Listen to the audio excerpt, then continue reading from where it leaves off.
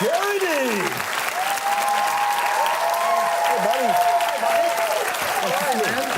How are you? I'm great. Welcome. Thank you. So, listen, a book and a baby at the same time. Last time I was here, I just had a baby. No, twice ago, I had a baby. That's right. And I got a call. She was taken to emergency. Right. We're very, people who come on the show are often very fertile afterward. Just like rubbing the Buddha's belly.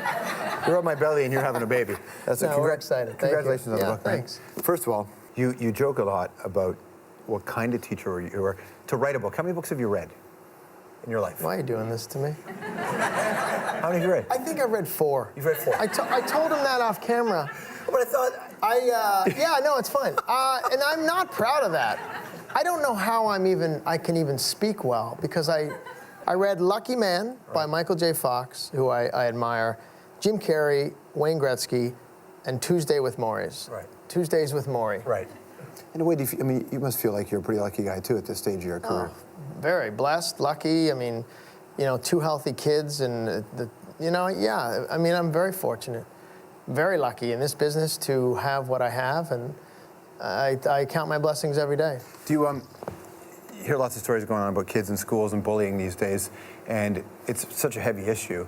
When you were a teacher, what was your experience with it? Did you see a lot of it? Yeah, I saw one. There was one real serious situation where some girls, one of the girls they said was overly promiscuous. I don't know what I can say on this. So, what they did was they posted her phone number on the way home from school in an alleys for a good time call. And this poor girl, it was, luckily she didn't do anything seriously, but you can easily see as a teacher and as a kid how you don't know what you're doing and the power of it. And everyone's going to react differently, like this poor girl in BC. Everyone has a different response to what you say, and kids don't realize how effective or ineffective what they're saying can be like. So one word, it could be that throws the person off, and it's sad. As much as teachers' debates as it relates to governments are always political, and the population takes a side. Yeah. It's this union versus this union, but I don't think people really appreciate what a teacher means to a student in that class, or in the playground, or in the caf. Yeah, a lot of teachers. The problem is you can always point to a teacher you had, or that doesn't represent the profession well. I mean, I was a good teacher, in my opinion. I was a good teacher. I think I was really good after 3 o'clock, where I would coach and I would do, volunteer with That's important, though, right? To me, that's what I enjoyed about school. I don't remember one day from my high school years thinking, boy, that math lesson, I'll never forget.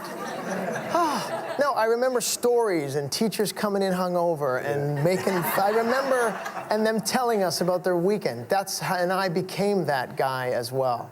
So was I the best on an academic scale? No, but was I good in caring? And yes, and volunteering. We sat down one day, and I know there's this big debate in Ontario right now, or the issue with teachers and the government, but my buddy and I sat down, we made $4.30 an hour the year we were calculating with coaching, semi-formal, prom, field trips. It was like $4 an hour. That's unbelievable. We never complained about it, but for them to say teachers are overpaid, or, I'm always obviously biased. Play a clip here about the value of teaching. Watch this here. It goes back a bit. Now, Bill, the word is that in 2 or 3 years, when you're 35 or so, you're going to leave the entertainment business and start in teaching, which is, I think, what you said you always wanted to do. But is that really the truth? No, that isn't it. My teaching thing was with me even when I quit school. I really wanted to. I quit school mainly because show business was on my mind and I couldn't study. Wow. See? And I said to myself, now, if you're going to be a great teacher, which I know you can be, then why try and just slide through school and not know what you're teaching? So, I didn't know what I was teaching. That's where the Mr. D came from. The humor was I was teaching history and geography, which we've talked about, and I didn't know that subject matter. So I was a phys ed guy teaching the wrong subjects, the opposite of what Bill Cosby says, and that's where the idea for the show came, because what was going on in my head trying to fake my way through was where it was funny.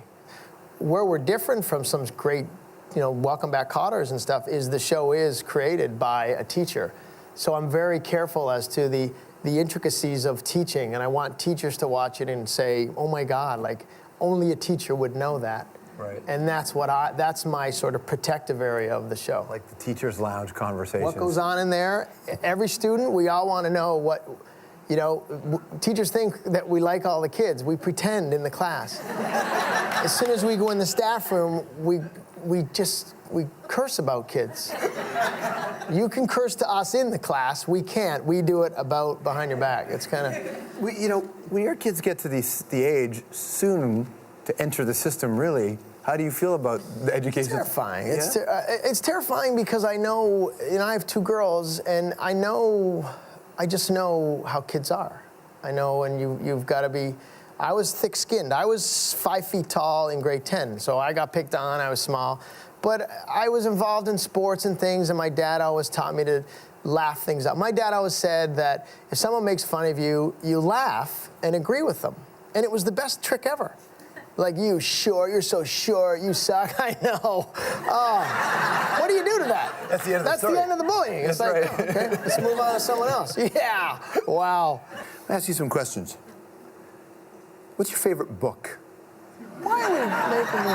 Could you go with me? Lucky man. Okay. What's your favorite movie?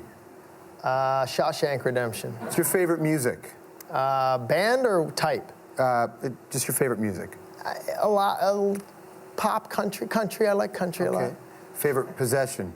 My Gretzky rookie card. Okay, who's your idol? My parents are like big to me, but they're not idols. But they, I don't have that person. Gretzky when I was a kid. You're 13. What did you want to be when you grew up? A doctor. Okay, so let's pull out the folder. OG, original Gerry, old school. I've got some yearbooks here. Oh God. From when you were a teacher. We got some teacher stuff. That's when let's see. You were a teacher, yeah. That's when Yeah, 97, 99. Yeah. Okay, here we go. Gerry Donahue, right? Subjects, phys ed, quote, high five. Favorite book? What did I say? The Game by Ken Dryden. Didn't read it. Just said it. Just said it. I was a teacher. I told you. I had to make same on Last Comic Standing. They're like, we need it for your website. What's your favorite book? I went, Of Mice and Men. That's good. Favorite movie, according to this, is The Godfather. Yeah, that's up there. Okay. Favorite music? Supertramp. No, West Side Story. That's musical. That's musical. It says music. I didn't understand the question. It says music. When you're a jet all the way. Fair enough. I must have meant musical in my head. Love that musical. Your idol, according to this, Jack Nicholson. No, that's not true. Idol Jack Nicholson. No, that's not true. I didn't write that. See, kids can be idiots sometimes. Here we go. Favorite possession, Gretzky rookie card. Oh, good. Well done. Wow. Gotta find it, though. That's the problem. What's your favorite I don't know possession? where it is. It's somewhere in my house. We moved. The most important question in all this is what do you want to be when you grow up? Because this is really the essence of who you are. Doctor. Boom. Nice job. I applied to med school and law school. It's in the book, actually. I didn't know what I wanted to do, and I applied to med school, but only McMaster because they didn't have the MCAT, and I knew I couldn't. What kind of person? I knew I couldn't pass the MCAT. I never got in. Well, congrats on the book and congrats on Mr. D, man. Thank you. What a hit. Thanks, Good to see you, George. brother. Thanks, everybody. Gerry Dee, everybody.